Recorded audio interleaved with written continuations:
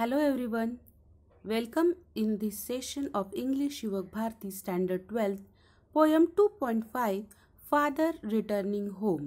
This is part 2nd of this poem as we are going to discuss the brainstorming, that is the questions which are there under the lesson.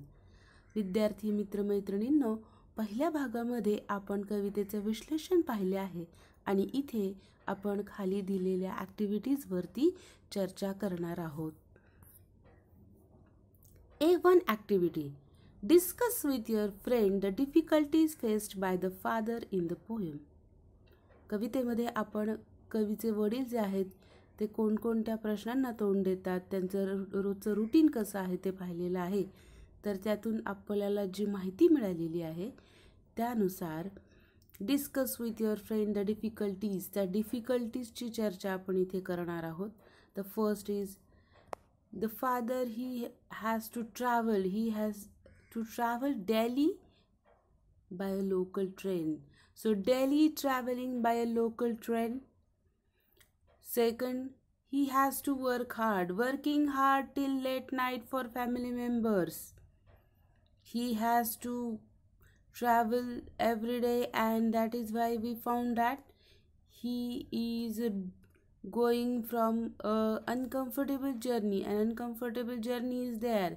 There is no place to sit, so uncomfortable journey is there. No proper food, having low nutritional value. We found that he was eating stale chapati and big tea, so no proper food is offered to him. No quality entertainment. He was listening static on the radio. We found him reading books, so no quality entertainment is there. Then he has to lead the life of aloofness. No sharing, no caring, no communication. घरामध्ये ज्या प्रकारचं वातावरण आहे त्यानुसार आपल्याला दिसतं की वडिलांच्या वाटेला एक प्रकारचं एकाकीपण आलेलं आहे. आणि हे सर्व प्रश्न आपल्याला वडिलांच्या बाबतीत त्यांच्या आयुष्यामध्ये काय चाललेलं आहे हे सांगणाऱ्या या सर्व गोष्टी आहेत. Next activity. Discuss the character sketch of the father with the help of the given points. His pathetic condition, the treatment he receives at home, his solitude, the way he tries to overcome it. The first thing, that his pathetic condition. Father had to work late night and travel through overcrowded local train. He had to stand in the train. आपल्याला माहिती आहे वडिलांचा प्रवास कसा होत असे रोज. तर अतिशय गर्दी असलेल्या ट्रेनमधनं प्रवास करतायत. बसण्यासाठी जागा सुद्धा नाहीये. We found him standing silent among other commuters as he was tired due to whole day's exertion. येताना हे सर्व प्रवासी दिवसभरच्या कामामुळे थकलेले आहेत आणि कोणत्याही प्रकारची चर्चा न करता ते शांतपणे आपला स्टॉप कधी येतोय, आपलं स्टेशन कधी येतं याची वाट पाहत ते प्रवास करत आहेत. The next thing, the treatment he receives at home. At home, he was welcomed with weak tea and stale chapati. It suggests that no one cares for his proper diet. His bad-tempered children refuse to share anything with him. We found that no one is ready to communicate with him. No one is ready to share anything with him. So at home also, the treatment he receives is not a good one. Then his solitude. He was leading the life of solitude wherever he was. कुठेही असतील तरी आपल्याला दिसतं की त्यांच्या आयुष्यामध्ये एक एकाकीपणा, एक जो असा इतरांपासून वेगळे असण्याचा जो भाव आहे तो निर्माण झालेला दिसतोय. When he was traveling through local train, he had no communication with other travelers, and at home he was leading life of alienation. बाहेर असो किंवा घरी असो ते सगळीकडे आपल्याला एकटेच आहेत किंवा कोणीही त्यांच्याशी शेअरिंग काही करत नाही आहे, बोलणं काही नाही आहे हे आपल्याला दिसतं. His family members, specially his children, do not share their sorrows and happiness with him. They refuse to share anything. They refuse to share details of their life. आपल्या आयुष्यातल्या प्रत्येक लहान मोठ्या गोष्टींचं शेअरिंग करणं त्यांना गरजेचं वाटत नाही वडिलांबरोबर. The next thing is that the way he tries to overcome it. या सर्वांवरती त्यांनी काय मार्ग काढलेला आहे? He tried to overcome his solitude by reading books and listening static music on the radio. पुस्तकं वाचणं किंवा रेडिओवरचं म्युझिक ऐकणं हा त्यांनी काढलेला मार्ग आपल्याला दिसतोय. He was also remembering his good old days. He was remembering his past and thinking about his future. भविष्याचा विचार करणं सुद्धा त्यांना आवडतंय. He was dreaming about his grandchildren and being hopeful. आत्ता जरी काही आयुष्यामध्ये त्यांना फारसा आनंददायक काही नसेल तरी सुद्धा आपल्याला दिसतं की ते भूतकाळाचा विचार करतायत आणि भविष्यकाळाचा विचार करतायत आणि आजचं त्यांचं जे आयुष्य आहे त्याच्यावरती त्यांनी शोधलेलं हे उत्तर आपण आहे असं म्हणू शकतो. The next activity is A2 activity. Here we found that given below are the ideas conveyed through the poem. Match the pairs and draw out the hidden meaning from those expressions. So few expressions are given over here and we have to match them with the meaning they have. So the first is children avoid expressing themselves. We found that the children avoid expressing themselves with their father. It shows that hostility of children. We found that children are hostile. So this is what? Hostility of children. Next is father was deprived of refreshing hot beverages or nourishing diet. वडिलांना गरम चहा आणि आपण म्हणू की पौष्टिक जेवण हे काही मिळालेलं नाही आहे. तर ते काय दाखवत आहे आपल्याला? That his basic daily requirement were also not catered to. त्यांचे दिवसाभराची जी गरज आहे, रोजची जी गरज आहे दैनंदिन, ती सुद्धा भागवली जात नाही आहे असं आपण इथे म्हणू शकतो. Next is the father hurries home crossing railway line. वडिलांना घरी जाण्याची घाई आहे. It means that father is eager to meet family members that he even doesn't bother about his safety. घरी जाण्याकरता आपल्याला दिसतंय की ते रेल्वे लाईन क्रॉस करतायत.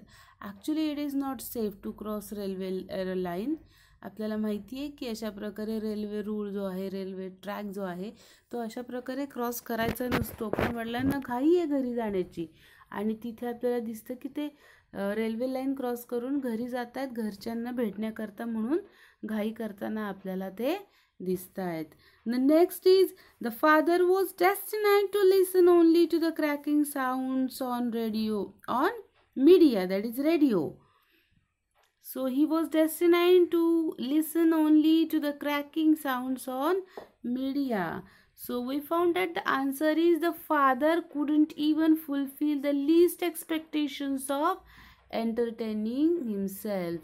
कुठल्याही प्रकारचं आपण म्हणू की करमणूक होईल असं, मनोरंजन होईल असं त्यांच्या आयुष्यामध्ये शिल्लक नाही आहे. आपल्याला माहिती आहे की फक्त रेडिओ आणि पुस्तकं ह्या सर्व गोष्टी ते वाचतात किंवा रेडिओवरचं जे क्रॅकिंग साऊंड्स आहेत ते त्यांना ऐकणं भाग पडतं आहे आपल्याला असं दिसतं आहे. The next question over here is his sordid present is devoid of any hope. His sordid present is devoid of any hope. प्रेझेंटमध्ये आपल्याला दिसतं की आत्ता काही एक अपेक्षा त्यांना नाही आहे. त्यांचं आयुष्य आत्ताचं कसं आहे तर अतिशय त्रासदायक कठीण असा काळ आहे त्यांच्यासाठी. So we found that he indulge in to his past and future. आणि म्हणूनच आपल्याला काय दिसतं की ते भूतकाळात रमतायत किंवा भविष्यकाळाचा विचार करताना दिसत आहेत. The next is the father's endless commuting distance him from his children. वडिलांचा जो रोजचा प्रवास आहे कामाकरता तो प्रवास त्यांना कुठेतरी मुलांपासून दूर घेऊन जातोय. And the meaning is father is not less than any tribal wanderer a modern nomad. एखाद्या भटक्या माणसासारखी त्यांची अवस्था आहे की ते कुठेही एका ठिकाणी स्थिर नाही आहेत किंवा कुठेही एका ठिकाणी त्यांचं आपण म्हणू की अटॅचमेंट बॉन्डिंग तयार होत नाही आहे. तर कामासाठी रोज ट्रॅव्हलिंग करणं आणि घरी येणं या सर्वांमध्ये ते मुलांपासून दूर गेलेले आपल्याला दिसतात. So he is compared with modern nomad. Next is suburban area visible through the train is passed unnoticed. suburban area जो आहे तो कुठल्याही प्रकारे काही ऑब्झर्व न करता नोटीस न करता आपल्याला दिसते की डोळ्यासमोरून झरकन निघून जातोय. because there is hardly anything enchanting, interesting in the monotonous routine journey to look out of the window.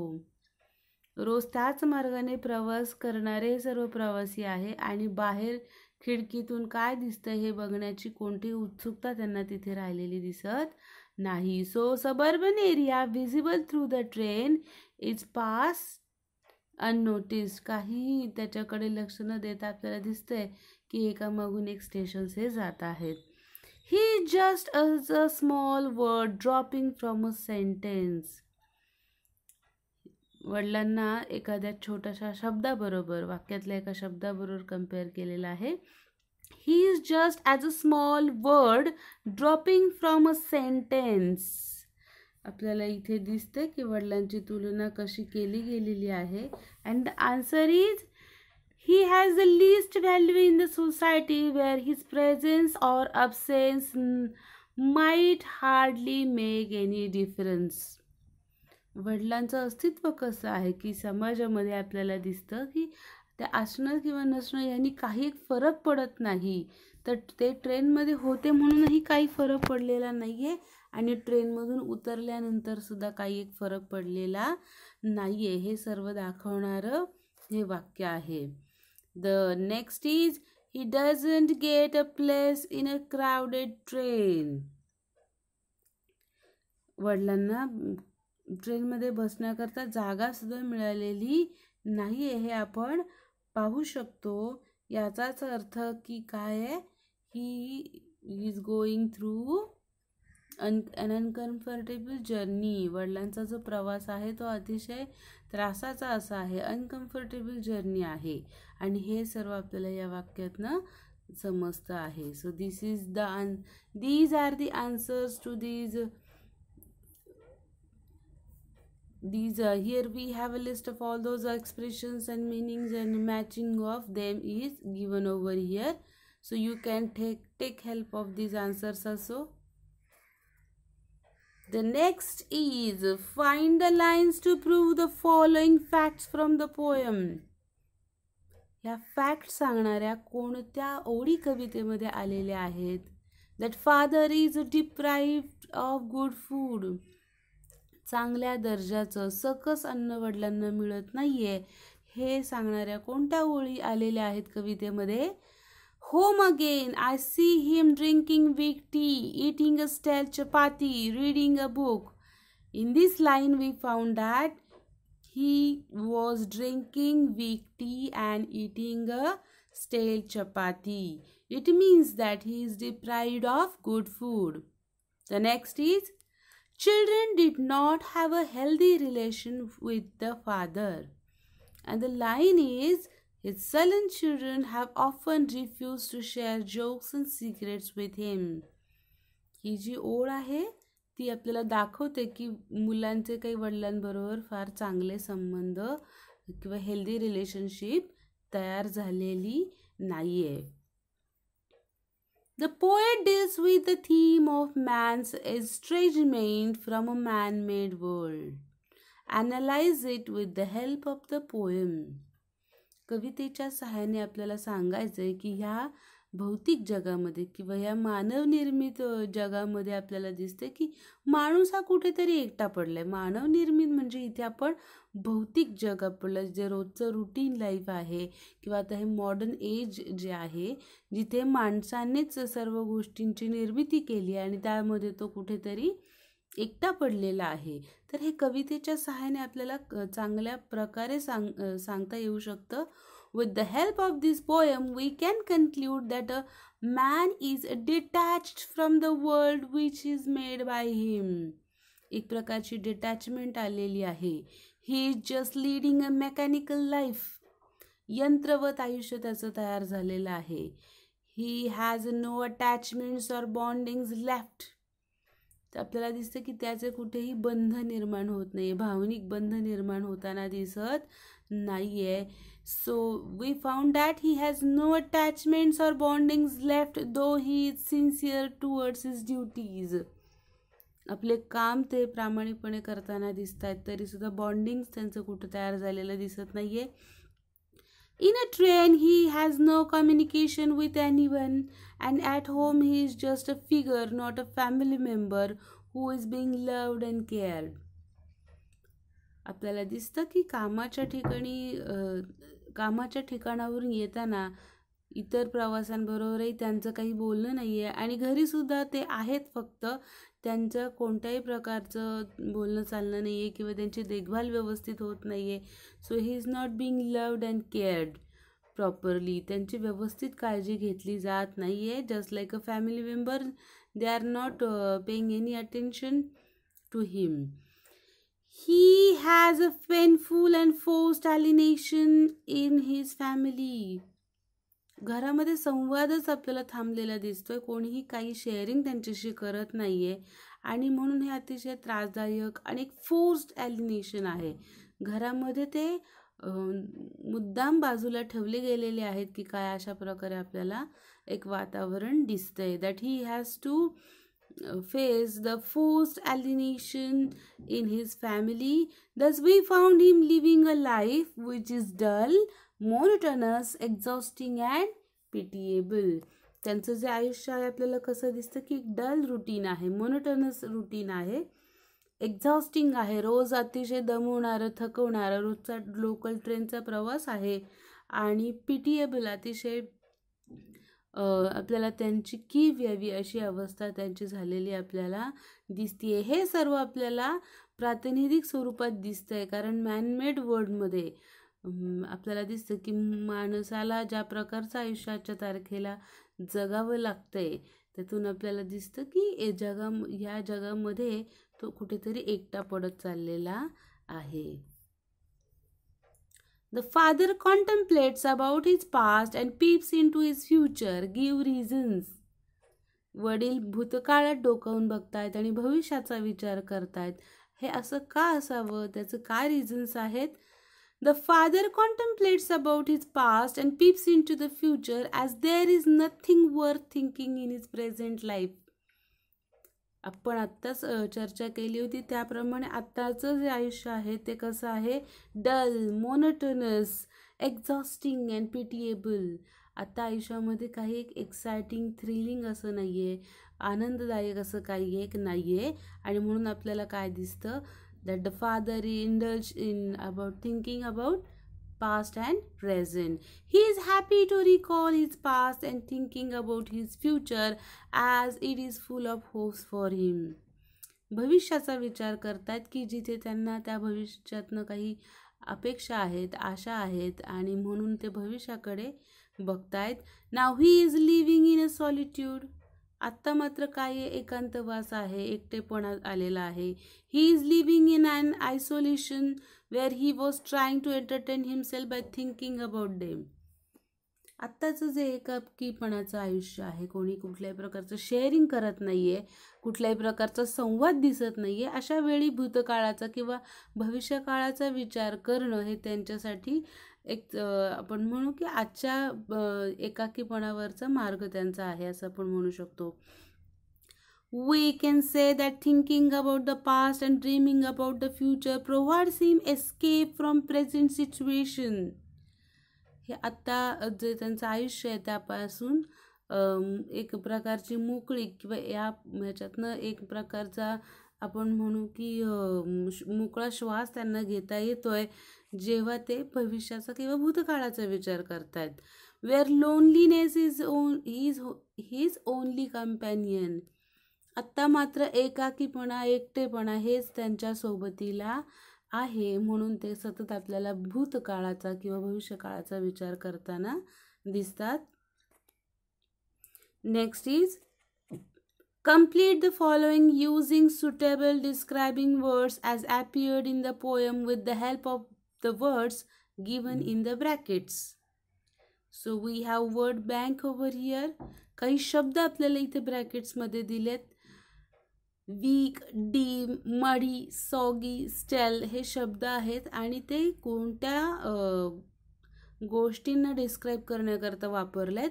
Fathers attire. How is father's attire? Saggy. We found that father's attire is saggy. Father's tea. How is father's tea? Weak. Father's footwear?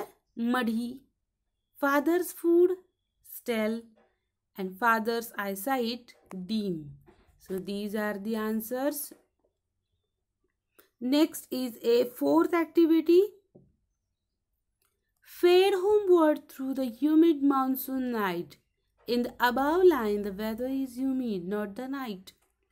आपल्याला दिसतं की हवा जी आहे तिचं वर्णन आपण humid ह्या शब्दाने करत असतो. तर आपल्याला माहिती आहे की सर्द हवा आहे किंवा एक प्रकारचं जे वातावरण आहे ह्युमिडिटीचं ते आपल्याला दिसतं. रात्र काही तशी नाही आहे. The epithet or adjective is transferred from the weather to the night. So जे वेदर डिस्क्राईब करण्याकरता वापरायचं जे ॲडजेक्टिव्ह आहे ते आपल्याला नाईटसाठी वापरलेलं दिसतं. This figure of speech is transferred epithet. जिथे ॲडजेक्टिव्ह ट्रान्सफर केलेलं आहे ते काय आहे? Transferred epithet. Find out such other expressions from the poem. असे आणखीन कोणते एक्झाम्पल्स आहेत की जिथे आपल्याला दिसतं की ॲडजेक्टिव्ह जे आहे त्याची जागाही बदललेली आहे. First example, suburbs slide past his unseeing eyes. Explanation, adjective unseeing is transferred from him, the person, to his eyes. आपल्याला दिसतं की अनसीइंग हे जे ॲडजेक्टिव्ह आहे तर कोणी पाहिलेलं नाही आहे तर त्यांनी पाहिलेलं नाही आहे. ते कुठे ट्रान्सफर केलं गेलं आहे?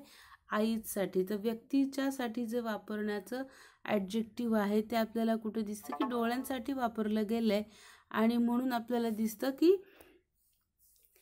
जे ॲडजेक्टिव्ह वापरलं गेलं आहे त्यांची जागा बदलली गेलेली आहे. The cold water running over his brown hands. Explanation, adjective brown is transferred from him the person to his hands. Adjective brown is transferred from him to the पर्सनसाठी वापरायचं जे ॲडजेक्टिव्ह आहे ते त्याच्या हँड्ससाठी वापरलं गेलं आहे. याचाच अर्थ काय आहे की ॲडजेक्टिव्हची जागा आपल्याला परत एकदा बदललेली दिसतीये. So this is what transferred epithet. Identify and write the lines from the poem which express the following figures of speech. आपल्याला इथे काय शिकणार आहोत आपण? Identify and write the lines from the poem which expresses the following figure of speech. Simile. Simile कुठे आलेली आहे कवितेमध्ये? Now I can see him getting off the train like a word dropped from a long sentence. This is an example of simile. Alliteration. Standing among the silent commuters, so sound is repeated. Suburbs slide past, so is repeated. Bags stuffed with books, b is repeated. Fade homeward through the humid monsoon night, h is repeated.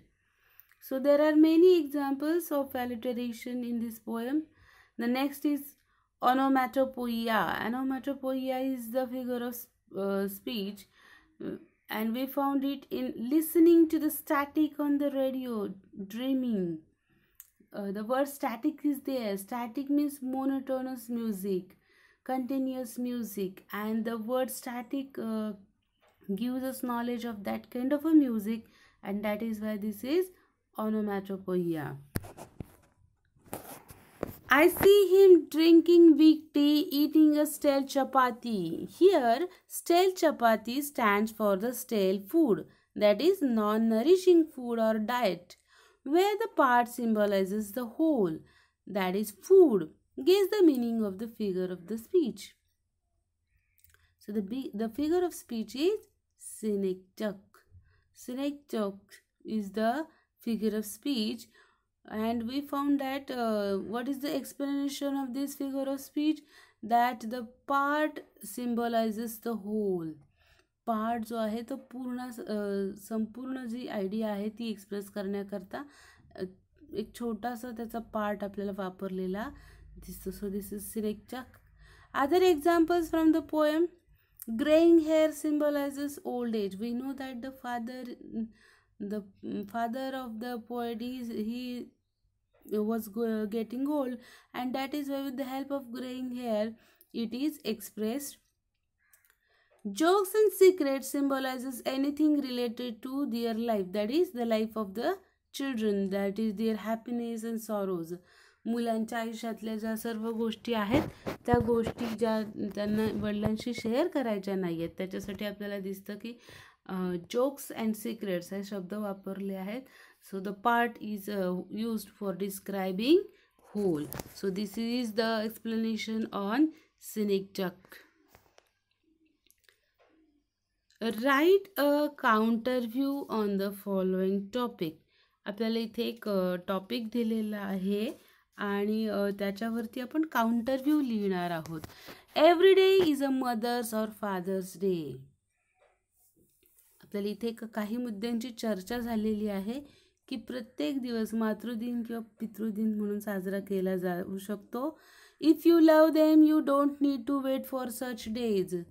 आपण जर त्यांच्यावर प्रेम करत असू तर आपल्याला रोज अशा प्रकारचे दिवस साजरे करण्याची गरज पडणार नाही. Celebrating days is just a formality. ही एक प्रकारची फक्त औपचारिकता आहे. Celebration of the days condition your expressions of emotions. तुमच्या एक्सप्रेशनला तुमच्या वागण्याला मर्यादा ह्या डेजमुळे येऊ शकतात. तुम्ही कशा प्रकारे तुमच्या भावना व्यक्त करतायत त्याच्यावर सुद्धा मर्यादा येऊ शकतात असं त्यांचं म्हणणं आहे. It is a kind of a pretext to neglect your everyday responsibilities. रोजच्या जबाबदारीतून पळवाट किंवा मुक्तता घेण्यासाठी आपल्याला दिसतं की एखादा दिवस असा साजरा केला जाऊ शकतो. सो त्याचा काउंटर व्ह्यू आपण आता इथे बघतोय. Celebrating days add charm in to the routine life. हा अशा प्रकारचे दिवस साजरे करण्यात त्याचं औचित्य आपल्याला काय आहे ते आपण इथे आपले मुद्दे इथे आपण मांडणार आहोत. Though we love our parents, respect them and care for them, one special day we need to express our feelings of gratitude towards them. आपण त्यांच्यावर प्रेम करत असू, रिस्पेक्ट देत असू तरीसुद्धा दरच वेळी आपण ते बोलून दाखवू असं नाही. आपण त्यांच्याविषयी आपली कृतज्ञता व्यक्त करू असं नाही. म्हणून आपल्याला असा एखादा दिवस नक्कीच गरजेचा आहे. Every day we are running after clock and we hardly find time to appreciate them, so it provides a good opportunity to everyone. रोजच्या धकाधकीच्या आयुष्यामध्ये त्यांनी केलेल्या कामाचं कौतुक असेल किंवा त्यांच्याविषयी आपल्याला जे ॲप्रिसिएशन करायचं आहे त्यांच्या असण्याबद्दल, त्यांच्या मदतीबद्दल, त्यांच्या सपोर्टबद्दल, तर ते कुठेतरी राहून जातं. तर ह्या अशा दिवसांच्या निमित्ताने ते होऊ शकतं. There is no need to get condition your expression as you are using your own will and desire while celebrating them. There is no need to get condition. त्या दिवसाच्या त्या दिनाचं जे वैशिष्ट्य आहे किंवा ते अशाच पद्धतीने साजरं केलं पाहिजे असं काही एक नाही आहे. तुम्ही हव्या त्या पद्धतीने तो दिवस साजरा करू शकता. So there is no need to get condition while expressing yourself. Nowadays, due to busy schedule and lifestyle, we are unable to shoulder our everyday responsibilities. So this is one of the ways to show them that they are really important for us. रोजच्या धकाधकीच्या आयुष्यात आपल्याला काय दिसतं की तसंही आजकाल दिसतं की तुमच्या डेली रिस्पॉन्सिबिलिटीज ज्या आहेत, घरामध्ये जी तुमची कर्तव्य आहेत ती करण्याकरता तुम्हाला फार कमी वेळ असतो किंवा बऱ्याच वेळा ती तुम्ही पार पाडू शकत नाही, ती कर्तव्य तुम्ही निभावू शकत नाहीत. अशा वेळी आपल्याला काय दिसतं की ते तुम्हाला दुसऱ्यांच्या जबाबदारीवरच पूर्ण करावी लागतात. आणि अशा वेळी जर असा एखादा दिवस असेल ज्या दिवशी तुम्ही तुमच्या पेरेंट्सला ते किती महत्त्वाचे आहेत ते सांगू शकतात आणि आणखीन एक मुद्दा असा आहे that we have concern for them. आपल्याला त्यांची काळजी आहे, आपण त्यांना गृहीत धरून चाललेलो नाही आहे आणि ते आपल्यासाठी महत्त्वाचे आहेत. हे सर्व आपण त्यांना या निमित्ताने सांगू शकतो. We live life in real terms by celebrating them. तर खऱ्या अर्थाने आयुष्य जगणं जे आहे ते आपण म्हणू की हे अशा प्रकारचे दिन साजरे करून होत असतं, असं आपण म्हणू शकतो की आपल्याला वेगवेगळ्या प्रकारचे ज्या आपल्या भावना आहेत त्या व्यक्त करण्याकरता म्हणून एक माध्यम हा दिवस एक आपल्याला संधी घेऊन येत असतो. आणि म्हणून आयुष्य जगण्याकरता जे रोजच्या रुटीन लाईफमध्ये हे असे दिवस जे आहेत ते खऱ्या अर्थाने आपल्या आयुष्य जगण्याचा एक परिपूर्ण भाव आपल्यामध्ये निर्माण करतात. म्हणून अशा प्रकारचे दिवस साजरे करणं गरजेचं आहे. इथे एक मला मुद्दा प्रकर्षाने सांगावा असा वाटतो की जो कोणता मुद्दा दिलेला आहे त्या मुद्द्याचा त्या टॉपिकचा जो आपण जे त्याचे हेल्पिंग पॉईंट्स आहेत ते वाचणार आहोत आणि त्याच्या अगदी विरुद्ध लिहिणं इथे अपेक्षित आहे. सो जे काही मुद्दे दिलेले आहेत तर ते खोडून काढायचे आहेत, आपल्याला त्याच्या अगेन्स्ट लिहायचं आहे आणि ते पण अशा प्रकारे की आपण आपले मुद्दे व्यवस्थित एक्सप्लेन करायचे आहेत. सो हा असा काउंटरव्ह्यूचा क्वेश्चन आहे. So thank you students. We will meet in the next session. I hope you like this session. तुम्हाला सर्व प्रश्न आणि त्यांचे दिलेली उत्तरं त्याचं दिलेलं एक्सप्लेनेशन हे योग्य रीतीने समजलं असेल. So thank you student. बाय.